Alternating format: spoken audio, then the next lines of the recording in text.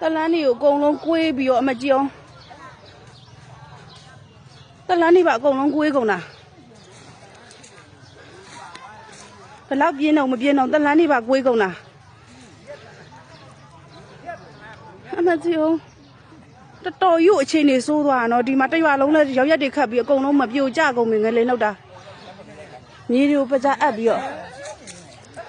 တလန်းတွေတော်ရုပ်ဆိုးသွားတော့အခြေအနေကအမကြီးအောင်ဟာမမတို့ယုံလည်းပြိုကျသွားတယ်